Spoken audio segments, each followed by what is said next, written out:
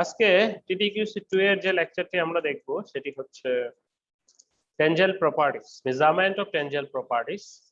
অর্থাৎ টেনজেল প্রপার্টিস কিভাবে মেজার করব, কোনো মানে সেটা ফ্যাব্রিক হতে পারে, সেটা ইয়ার্ন হতে পারে, তো ফাইবার হতে পারে, সেগুলো সম্পর্কে জানবো। এটা সম্ভবত ইয়ার্ন নিয়ে আলোচনা করা হবে এই লেকচারে, মেজারমেন্ট অফ টেনজেল প্রপার্টিস। হ্যাঁ, টেনজেল প্রপার্টিস কি? আমরা ওই যে ছোটবেলায় এক কাজ করতাম না, দুই দড়ির দুই প্রান্ত ধরে টানে টানে খেলতাম, এক প্রান্ত এক দল এদিকে আরেক দল এদিকে। তো মাঝে মধ্যে কখন দড়ি ছিঁড়ে যায়, মানে দড়ি যদি দুর্বল হয়ে যায় তাহলে দড়ি ছিঁড়ে যেত।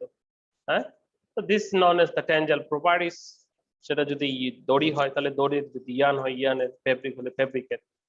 So first of all we have to know about the tensile properties. Tensile প্রপার্টিসটা কি সেটি জানা দরকার। প্রথমে বলা হচ্ছে the behaviour shown by textile material, সেটা হতে পারে ফাইবার, হতে পারে ইয়ার্ন, হতে পারে fabric, when it is subjected to load or tension। এটা লোড হতে পারে অথবা টেনশন, আর known as tangential properties। Load কিরকম করে? মনে করো সিলিং এর সাথে একটা রশি বেঁধে সেটাতে ইট ঝুলাই দিছো, তাহলে আরো বেশি যদি তুমি ইট দাও সেখানে, সেটা ছিঁড়ে পড়ে যাবে, তাহলে লোড। অথবা টেনশন, টেনশন কি? মনে করো ধরে টানতেছো, তাহলে এটা কি দেওয়া হল? Load or tension. তাহলে টেনজেল প্রপার্টিস কি বলা হচ্ছে? The behaviour shown by the textile material, সেটা হতে পারে yarn, fiber, fabric, etc. when it is subjected to load or tension is known as tangential properties। তাহলে লোড অথবা টেনশন দেওয়ার ফলে এটি কি ধরনের আচরণ করবে সেটিকে আমরা বলতেছি টেনজেল প্রপার্টিস। ক্লিয়ার? তাহলে আচরণটা কিসের প্রভাবে? আমারে মানে পিটাইলে কি হবে, বা তোমারে পিটাইলে কি হবে? তুমি চিৎকার করবা, কাঁদবা, সো এটা তোমার properties.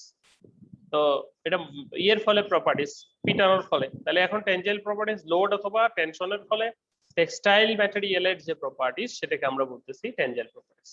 Okay, so now breaking load. Tensile properties এর একটি হচ্ছে যে ব্রেকিং লোড। ব্রেকিং লোডটা কি?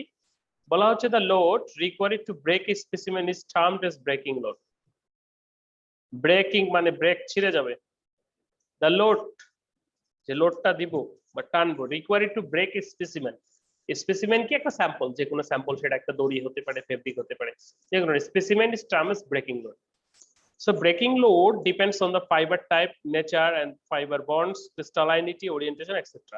This is usually expressed as kilogram, gram, pound, newton, etc. সহজ করে বলি, ব্রেকিং লোড কি? এটা একটা দড়ি, এখানে লোড দিচ্ছি, দিতে দিতে দিতে দিতে ছিঁড়ে গেছে। তাহলে যেটাতে ছিঁড়ে গেল, কতটুকু লোড দেওয়া হলো এখানে, সেটি হচ্ছে তার ব্রেকিং লোড। অর্থাৎ কখন গিয়ে ছিঁড়ে গেল অথবা ব্রেক করলো, সেটি হচ্ছে তার ব্রেকিং লোড। এটি ডিপেন্ড করছে কিসের উপরে?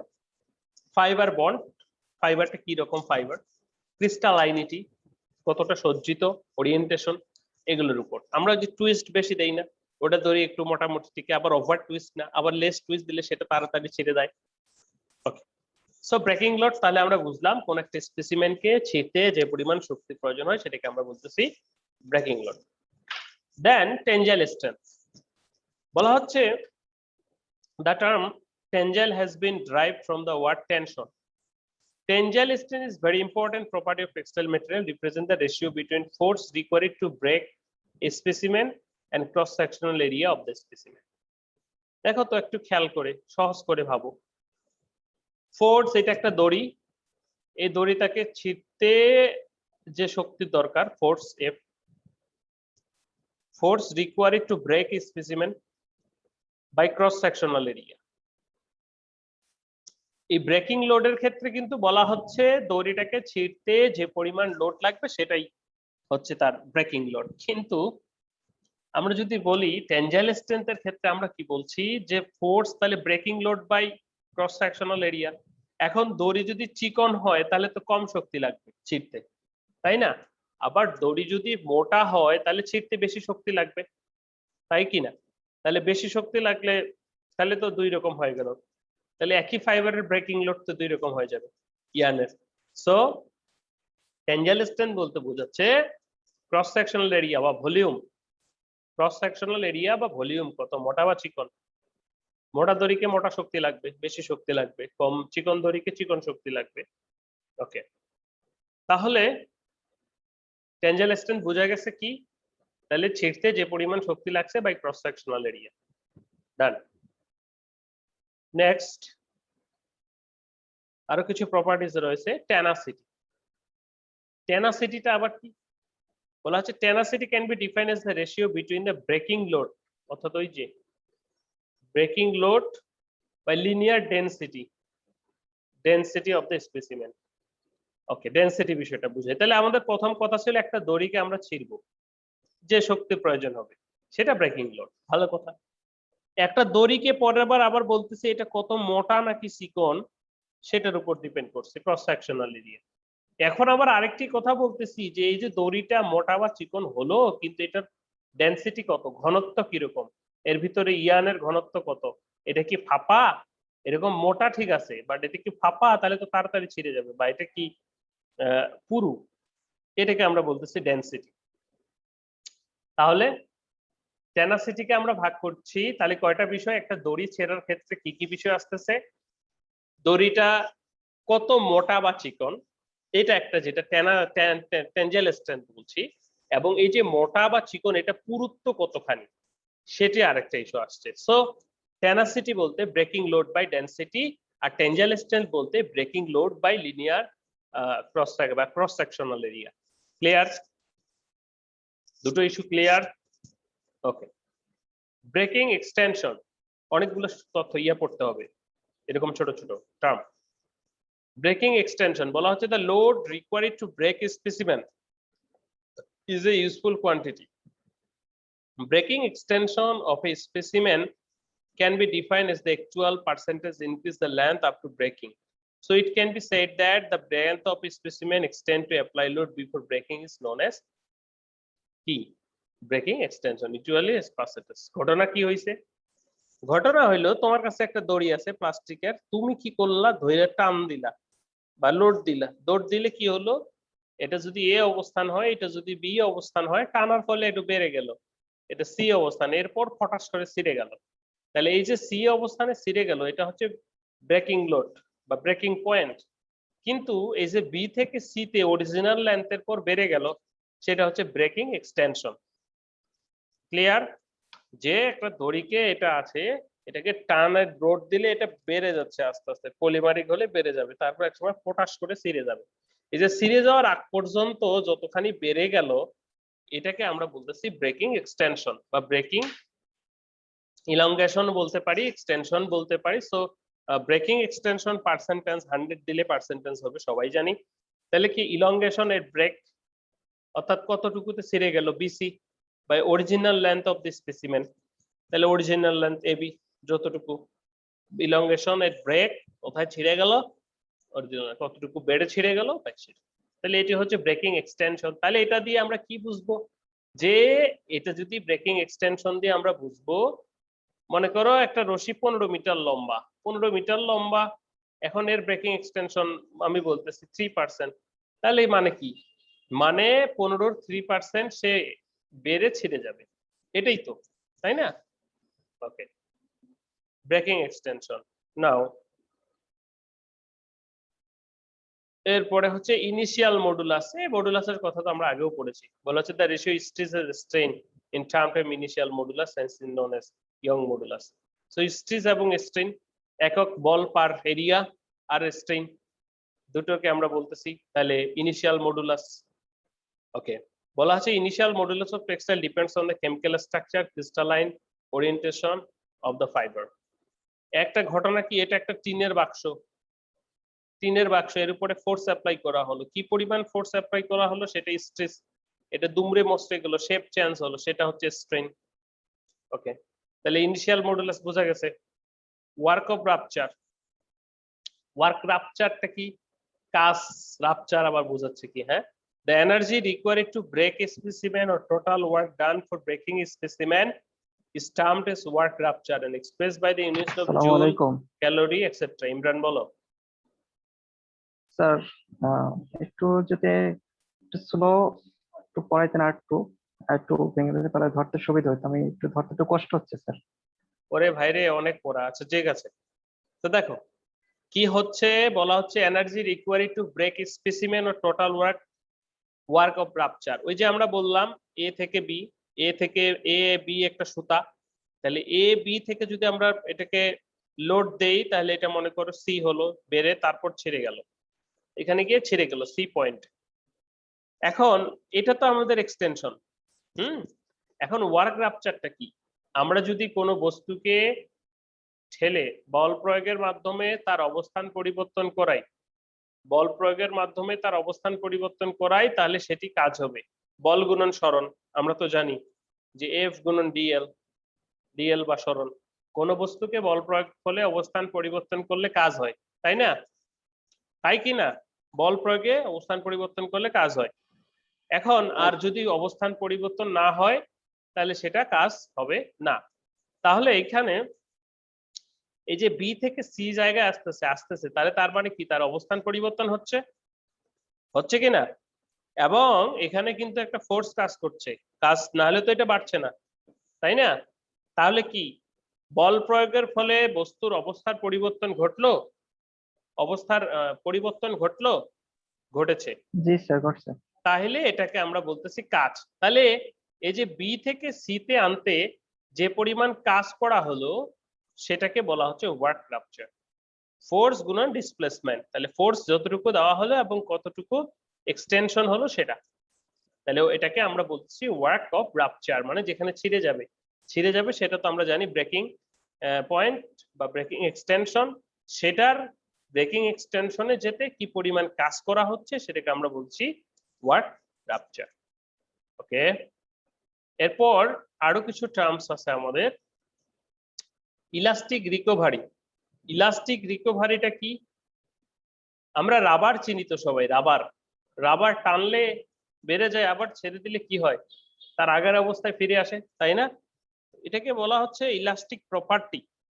এখন মনে করো আমার এ থেকে বি একটা ইয়ার্ন আছে, এটা বি থেকে সি পর্যন্ত গেলে আবার ছেড়ে দিলে সে আগের বি অবস্থানে চলে যেতে পারে, কিন্তু এটাকে যদি আরো টেনে বাড়ানো হয় সি থেকে মনে করো যে ডি, তখন আর ছেড়ে দিলে এসে আগের অবস্থায় ফিরে যায় না এবং এখানে গিয়ে ছিঁড়ে যায়, এটা মনে করো ব্রেকিং পয়েন্ট। ওকে, তাহলে একটা দড়ি আছে, সুতা আছে, তুলা আছে, যেটাকে এ থেকে বি তার অরিজিনাল লেন্থ, এটাকে যদি আমরা বল প্রয়োগের পথে টানি এবং টেনে সি পর্যন্ত নিয়ে আবার ছেড়ে দেই তাহলে সেটা আগের অবস্থায় ফিরে যায়।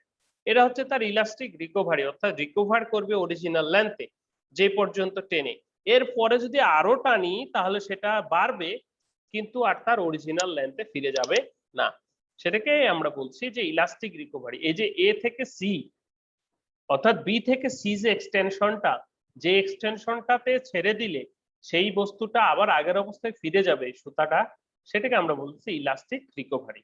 ঠিক আছে? The power of recovery from an immediate extension is called static elastic recovery. Elastic recovery of fiber depends upon the fiber types, structure, type of molecule bonds, and crystallinity of fiber.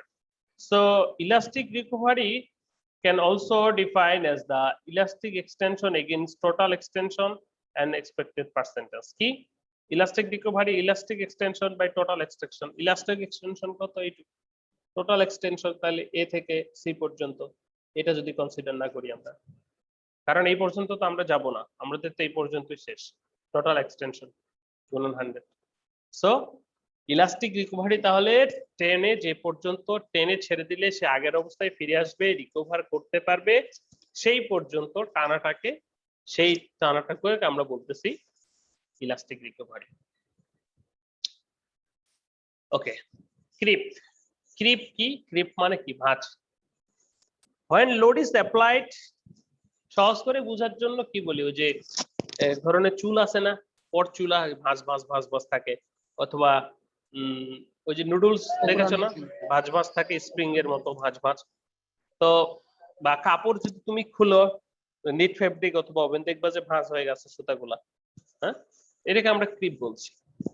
when load is applied on a textile fiber and instantaneous strain is occurred on the fiber, strain ঘটবে, সরণ ঘটবে, and after that the strain of the fiber will be lower than the passing time, that means the slow deformation will be occurred. This type behavior of textile known as creep, মানে ভাঁজ পড়ে যাবে, সহজ কথায় spring এর ভাঁজ আছে না, স্প্রিং যে ভাঁজগুলা।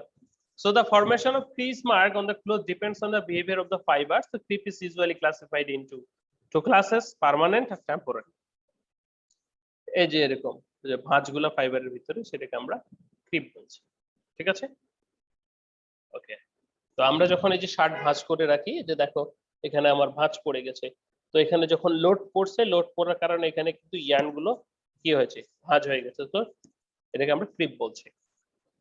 তো টেম্পোরারি ক্রিপ এবং পার্মানেন্ট ক্রিপ। টেম্পোরারি ক্রিপ কোনটা, যেটা মনে করো এটা যখন আমি ওয়াশ করব, ওয়াশ করলে চলে যাবে, তাহলে সেটা হচ্ছে টেম্পোরারি ক্রিপ।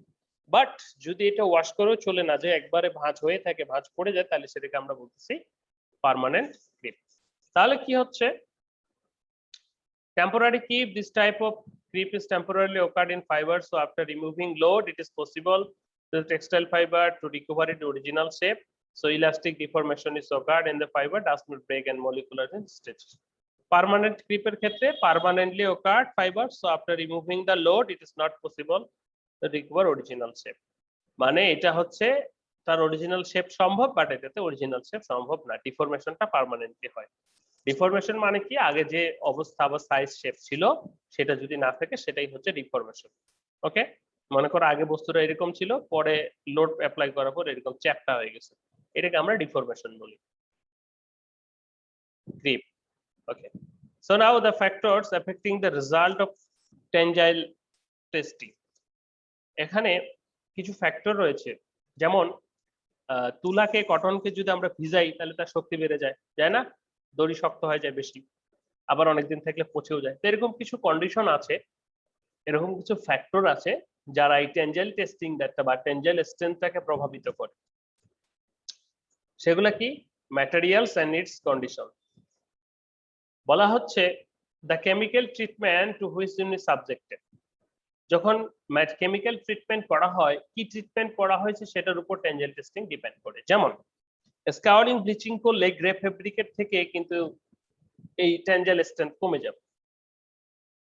আবার যদি যদি সালফিউরিক অ্যাসিড দেই, সেক্ষেত্রে এটা নষ্ট হয়ে যাবে, ছিঁড়ে যাবে। সো কি ধরনের কেমিক্যাল ট্রিটমেন্ট করা হলো সেটা important. The mechanical treatment that has received, এটা কি ধরনের মেকানিক্যাল ট্রিটমেন্টের ভিতর দিয়ে আসছে, amount of moisture that it contains and temperature in the testing atmosphere.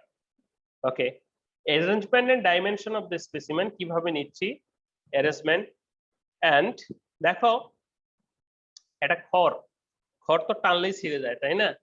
But খড়কে সোজা করে টেনে ছিঁড়তে পারবো তুমি, মানে সোজা করে স্ট্রেইট করে, কিন্তু প্রচুর শক্তি লাগতেছে কিন্তু ছিঁড়ছে না। বাট একটু বাঁচ করে ছেড়ো, পুরো ছিঁড়ে যাবে।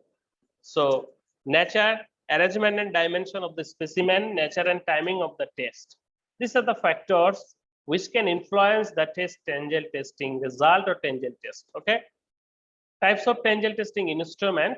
First, let's know about the instrument. Cambridge extensometer, Scott inclined plane tester, clip tester, Priestley fiber strength tester, Instron tangent strength tester, Lee strength tester. এই লি স্ট্রেন্থ টেস্টারটা মেশিনটা কমন, সাধারণত বাংলাদেশে দেখা যায়, আমাদের ল্যাবেও রয়েছে। ওকে, এবার আসি তাহলে কিভাবে আমরা টেনজাইল স্ট্রেংথটা মেজার করব। অনেকগুলো মেথড রয়েছে, তার ভিতরে যদি আমরা বলি যে constant rate of loading. Constant rate of লোডিংটা কি, খুবই সহজ। মনে করো এইখানে স্যাম্পলটা লাগানো হয়েছে, J1 স্যাম্পল লাগানো হয়েছে, J2, এখানে লোড দেওয়া হচ্ছে। মনে করো এখানে এটা বস্তার মধ্যে ইট বেঁধে দিচ্ছ, তুমি একটা করে ইট যোগ করতেছো, তাহলে কি হবে, নিচের দিকে টানবে, তাই না? এটা তো ফিক্স, এটা তো সরবে না, তার মানে দড়িটার কি ঘটবে, এক্সটেনশন ঘটবে, তাই না? Constant rate of loading, CRL বলা হচ্ছে। সেজন্য a specimen is gripped between two jaws, top jaw which is fixed and bottom jaw is movable. The load on the specimen is initially 0 but increases at the constant rate. By adding constant rate of weight in a container which is attached to the bottom jaw may increase the load gradually. Thus, the constant rate of flow gives the constant rate of loading. The function of this applied force is to extend the specimen until eventually breaks down. Thus, loading causes extension. সহজ হিসাব, সহজ করে কি উপরে জ নিচের জ, এই জটা ফিক্স, এখানে আমি একটা ইয়ে লাগিয়ে দিচ্ছি। তাহলে এখানে যখন ইয়েটা লাগিয়ে দিচ্ছি, কি বলছি যে স্যাম্পলের সেকেন্ড যেটা এবং এখানে লোড দিচ্ছি, তাহলে আস্তে আস্তে বাড়ছে, লোড বাড়ছে, এটার এক্সটেনশন ঘটতেছে, একটা সময় ছিঁড়ে যাচ্ছে। তাহলে এইটাতে কতগুলা লোড দিলাম, কতগুলা লোড দিলাম সেটা থেকে ক্যালকুলেট করা যায় এটার কিরকম। মনে করো তুমি সহজ কথা, দুইটা দড়ি ঝুলাইছো, একই পরিমাণ ইট দিচ্ছ, তাহলে যেটার বেশি ইট মানে বেশি ইট দিচ্ছ সেটার শক্তি বেশি নিশ্চয়ই, কারণ সেটা বেশি ইট লাগছে পরে ইট। তাহলে কয়টা ইট দিছো। ওকে, এটা হচ্ছে সিআরএল। আরেকটি আছে CRE, constant rate of elongation. একই রকম, পার্থক্য কি? পার্থক্য শুধু একটাতে লোড দেই আর একটাতে টানি। এখানে বলা হচ্ছে a specimen is dipped between two jaws, top jaw which is fixed and bottom jaw is movable and downward direction constant velocity by means of screw mechanism. ওইখানে কি দিব? লোড দিব। আর এখানে কি? একটা স্ক্রু মেকানিজমে কি হচ্ছে নিচের দিকে, অর্থাৎ স্ক্রুটা ঘুরালে এক প্যাস করে নিচে যাবে, তাহলে জটা একটু নিচে যাচ্ছে, একটা করে স্ক্রু এক প্যাস করে ঘোরাচ্ছি, জটা একটু নিচে যাচ্ছে, এক প্যাস করে ঘোরাচ্ছি, নিচে যাচ্ছে। হ্যাঁ, উপরেও যেতে পারে, স্ক্রু যে দুই দিকে, কোনো দিকে সমস্যা নেই।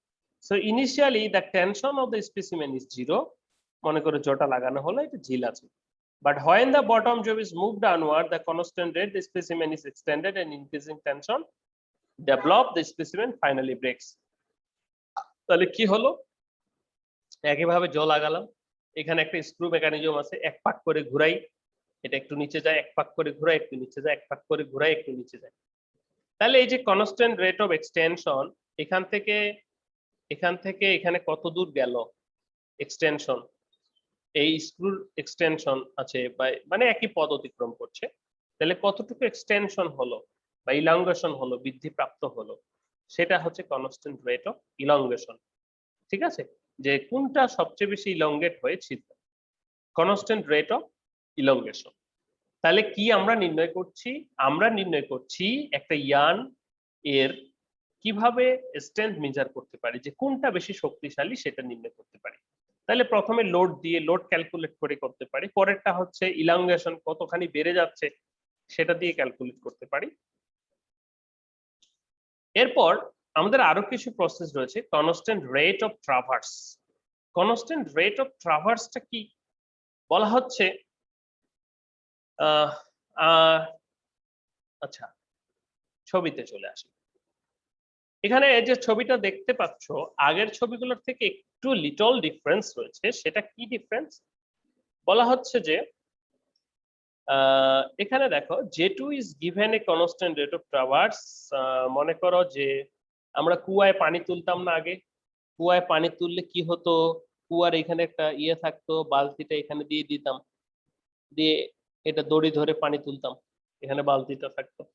তো এখানেও ঘটনাটা অনেকটা সেরকমই।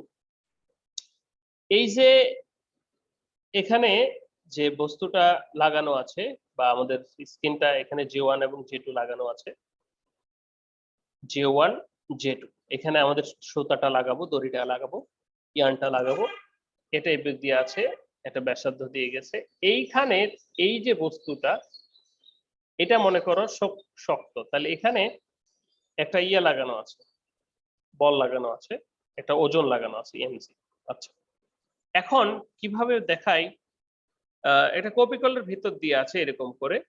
তো এখন এই পাশে সুতাটা যখন টানা হচ্ছে নিচের দিকে, এই সুতাটা যখন নিচের দিকে টানা হচ্ছে, তখন এই যে এটার অবস্থানটা, এটা প্রথমে এরকম ছিল।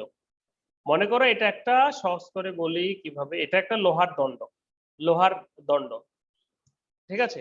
ওকে, আর এই পাশে সুতাটা লাগানো আছে এখানে। এখন এখানে যখন টানা হচ্ছে, তাহলে দণ্ডটা আস্তে আস্তে কি হচ্ছে, এদিক থেকে সরে যাচ্ছে, তারপর এদিকে যাচ্ছে, তারপর এদিকে যাচ্ছে, সরে যাচ্ছে, যাতে যাতে একটা সময় কি হবে, এরকম হবে না?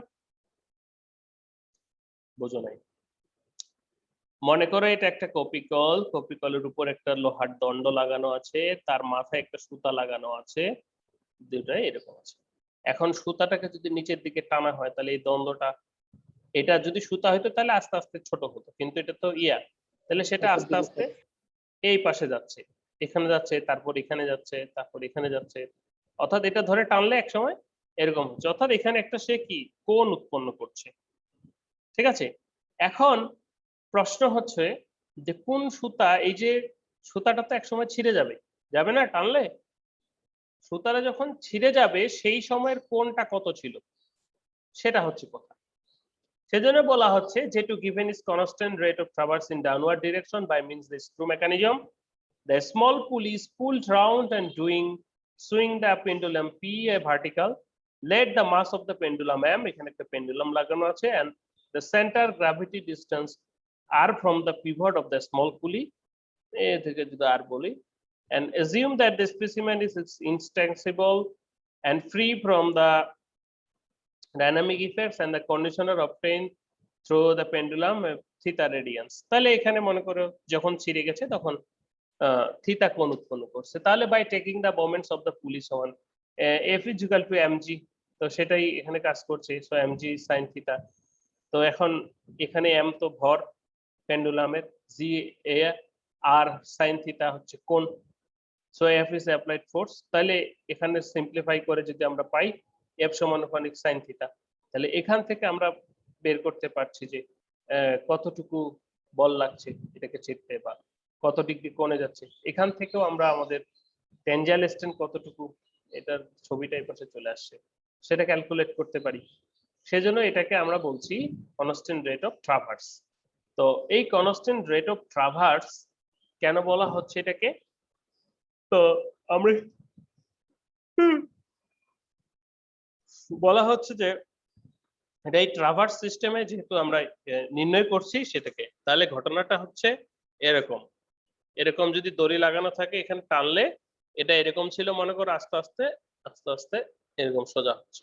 ঠিক আছে, কনস্ট্যান্ট রেট অফ ট্রাভার্স। তারপরে আমরা যদি বলি বালাস্টিক ইম্প্যাক্ট টেস্ট, এই বালাস্টিক ইম্প্যাক্ট টেস্টটা কি, এটা দিয়েও মেজার করা যায়। যেমন এটার ক্ষেত্রেও একটা পেন্ডুলাম লাগানো থাকে, একটা ভরযুক্ত, এখানে একটা স্পেসিমেনটা লাগানো থাকে। এগুলার কিছু ভিডিও ছিল, এগুলো দেখাতে পারলে ভালো হতো, বাট এগুলো চলে না এখন আর আমার এখানে। তো এই পেন্ডুলামটা মনে করো এটা অবস্থান, এখানে একটা রশি দিয়ে বাঁধা আছে, তো এখানে এগুলো নাই, এগুলো কিছু নাই মনে করো নাই, তাহলে এটাকে এই অবস্থান থেকে যখন ছেড়ে দিব ঘটনাটা কি ঘটবে, এখানে অবস্থান যখন ছেড়ে দিব তখন এটা দোলনার মতো দোলবে না। আমরা যখন ওই আম গাছে দোল খেতাম কিভাবে, যে মনে করো এখানে দড়ি লাগানো আছে, আরেকজনকে টেনে ছেড়ে দিয়েছি, ও একবার এরকম করে গেছে, আবার এরকম করে যাবে, আবার এরকম যাবে, তাই না? এখন ইন দিস কেস আমরা যেটা করব যে স্যাম্পলটাকে এখানে বেঁধে ছেড়ে যখন দিব তখন দেখতে হবে এইটা দূরত্ব আর এটা দূরত্ব তো সমান, একই দূরত্ব, এটা এই দূরত্বটা পার করে কোথায় গিয়ে ছিঁড়ে যায়। এই যে পেন্ডুলামটা যখন ছেড়ে দেওয়া হবে তখন সেটি কিন্তু গতি জড়তা লাভ করবে, গতি জড়তার কারণে এটা কিন্তু এবং অভিকর্ষ বলের প্রভাবে এটা কিন্তু ছিঁড়ে যাবে, সুতাটা ছিঁড়ে যাবে। এখন আমাদের দেখার বিষয় এখান থেকে ছেড়ে দিয়ে এই দূরত্বটা পার করে সুতাটা কোন ডিস্টেন্সে গিয়ে ছিঁড়ে যাচ্ছে। এটা যদি H1 হয়, এই ডিস্টেন্সটা পুরোটা এইখানে কোথায় গিয়ে ছিঁড়ে গেল, মনে করো এখানে গিয়ে ছিঁড়ে গেছে, তাহলে আমার এই যে ডিস্টেন্স, এই ডিস্টেন্সটা হলো কি H2, তাহলে কোথায় গিয়ে ছিঁড়ে গেল সেই যে ডিস্টেন্সটা সেটাকে আমরা বলছি H2। এখন এখানে বলা হচ্ছে ওয়ার্ক অফ রাপচার সমান W into H1 by H2, এটা পাউন্ডে বেরোবে। তাহলে যে বস্তুটার এই H1 বাই H2টা মানে কি, যত বেশি হবে H1 বেশি না, তো এটা যদি আরো এইদিকে উঠে, এইখানে উঠে, এটা কম, তার মানে যত বেশি হবে, মানে এই পাশে গেলে কি শক্তিশালী বেশি না, এইখানে যদি ছিঁড়ে যায়, এটা যদি ছেড়ে দিয়ে এইখানেই ছিঁড়ে যায়, তাহলে তো এটা কতটুকু আর H1 হলো, তাহলে H1 থেকে H2 বিয়োগ করলে আর কতটুকু বেরোবে। বাট এইখানে যদি ছিঁড়ে যায় তাহলে H1 থেকে H2 বিয়োগ করলে তো অনেক মান বেরোবে। তার মানে যেই সুতাটা যত বেশি শক্তিশালী সেই সুতাটাকে যদি আমি টেনে ছেড়ে দিই তাহলে এইদিকে গিয়ে ছিঁড়তেছে, অর্থাৎ সেটা বেশি পাথ অতিক্রম করছে। মনে করো এটা আমার সেই পেন্ডুলাম সহ এটাকে যখন আমি এইভাবে ছেড়ে দিব, তাহলে এটা কি আস্তে আস্তে আস্তে আস্তে নিচে আস্তে আস্তে আসে, এই পাশে গিয়ে কোথাও ছেড়ে যাবে। আমার কাছে দড়ি নেই, অর্থাৎ কোনো একটা লোহার বস্তুর সামনে যদি দড়ি লাগে এরকম করে ঘোরাও, তাহলে কি হবে, সে গতি জড়তার কারণে ওটা কিন্তু শক্তি লাভ করবে, ঠিক আছে, এবং ইয়ে হলে একটা সময় ছিঁড়ে চলে যাবে।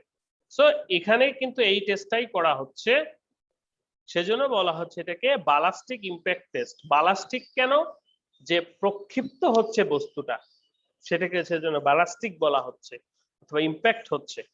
সো এখানে দেখো বলা হচ্ছে কি যে ballistic test. Ballistic or impact test used to measure the work of rupture of the specimen instead of the maximum load that will stand before breaking. A heavy pendulum is pivoted ওই যে আমরা দেখলাম, the specimen is enclosed on a fixed point J1 মাঝখানে and also connected center to the gravity of the pendulum. এই যে এখানে এখানে বাঁধা আছে and pendulum, the weight of the pendulum WLB and G be the center of the gravity. Initially the pendulum is position 1 with the center of gravity H1 and the lowest point. তাহলে এই দূরত্বটা H1, তাহলে এটা ঠিক perpendicular 90 degree কোণে, এখানেও সেটাও H1 equal to the H1. When the pendulum is released it is swing downwards, ছেড়ে দিলে এটা কি হবে, ডাউনওয়ার্ড সুইং করবে, and nearly vertical begins to pull the specimen.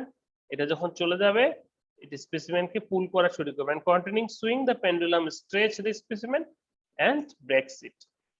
After breaking the specimen the pendulum raises the position 3 at the point H2 and from that the lowest point. So the position potential energy equal level to in pound.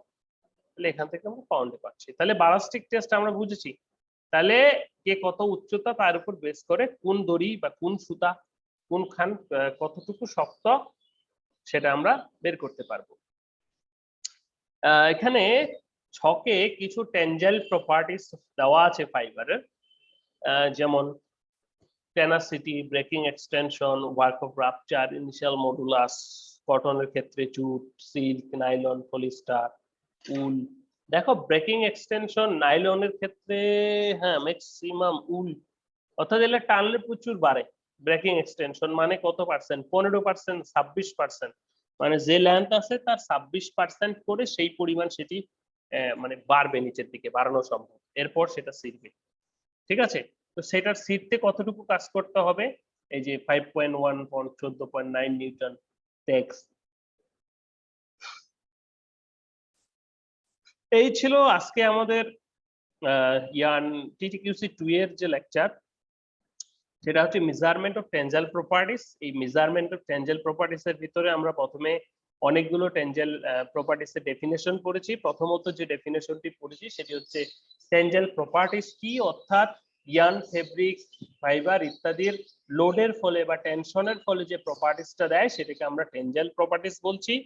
Breaking load কি, কোনো একটা ইয়ার্নকে বা কোনো একটা textile সাবস্টেন্সকে কত load দিলে সেটা ছিঁড়ে যায় বা টেনশন দিলে সেটা ছিঁড়ে যায়, সেটাকে আমরা ব্রেকিং লোড বলি। এটাকে সাধারণত কিলোগ্রাম, পাউন্ড ইত্যাদিতে প্রকাশ করা হয়। টেনজাইল স্ট্রেন্থ বলতে বোঝাচ্ছে যে force required to break specimen, কত ফোর্সে একটা স্পেসিমেন ছিঁড়ে এবং বাই তার ক্রস সেকশনাল এরিয়াটা কিরকম, কত মোটা না চিকন। টেনাসিটিটা হচ্ছে ঠিক একই ভাবে, কত ফোর্স দিলে একটা লোড দিলে একটা ইয়ার্ন ছিঁড়বে এবং একই সাথে সেটার ডেনসিটিটা কিরকম। ওকে, ব্রেকিং এক্সটেনশনটা হচ্ছে যে কোন একটা বস্তুকে যখন আমরা টানবো, টানলে সেটা বেড়ে যাবে একটু, তার অরিজিনাল লেন্থ থেকে বেড়ে যাবে। তাহলে অরিজিনাল লেন্থ থেকে যে নিচের দিকে বেড়ে গেল, কতটুকু বেড়ে গিয়ে ছিঁড়ে গেল, সেটাই হচ্ছে তার ব্রেকিং এক্সটেনশন। ইনিশিয়াল মডুলাস, কোন একটা বস্তুর উপর বল প্রয়োগ করলে বস্তুর অবস্থার পরিবর্তন ঘটে, তাহলে কতটুকু বল প্রয়োগ করা হলো এবং কতটুকু অবস্থানের পরিবর্তন হলো, এই দুটো রেশিওকে বলা হয় ইনিশিয়াল মডুলাস। এরপরে আসি ওয়ার্ক অফ রাপচার। তাহলে এই যে বস্তুটা এ থেকে বি ছিল, তারপর সেটা সিতে গেল, তাহলে এই যে ডিসটেন্স, অবস্থার পরিবর্তন হলো, এই অবস্থার পরিবর্তনের জন্য কি পরিমাণ কাজ করতে হলো সেটাকে আমরা বলা হচ্ছে ওয়ার্ক অফ রাপচার। কেটে যাবে, জয়েন করো আবার। ইলাস্টিক রিকভারি তাহলে কি, যে পর্যন্ত টেনে ছেড়ে দিয়ে সেলে আগের অবস্থায় যত দূর টানলে ছেড়ে দিলে সে আগের অবস্থায় ফিরে যায় সেটাকে আমরা বলতেছি ইলাস্টিক রিকভারি। ক্রিপ কি? ক্রিপ হচ্ছে উইভিনেস, মানে ভাঁজ, ফাইবারের ভিতরে ন্যাচারালি থাকে অথবা ম্যানমেড ফাইবার সমূহের ভিতরে ইম্পার্ট করা হয়। এটি দুই প্রকার, একটা হচ্ছে পার্মানেন্ট আর একটা হচ্ছে টেম্পোরারি। পার্মানেন্টটা যায় না সাধারণত ওয়াশ করলেও, টেম্পোরারিটা ওয়াশ করলে সাধারণত চলে যায়। এরপরে ছিল আমাদের ফ্যাক্টর যেটা এফেক্ট করতে পারে, সেটা হচ্ছে material and condition, arrangement and dimension, nature and timing of the test. এটার অনেকগুলো মেশিন ছিল যে মেশিনগুলোর মাধ্যমে ট্যানজাইল টেস্ট করা যায়, সেগুলো ক্যামব্রিজ, স্কট, ক্লিপস, প্রেসলি, লেস্ট্রন, লিয়েস্টেন টেস্টার। এরপরে ছিল আমাদের মেথড, সিআরএল মেথড।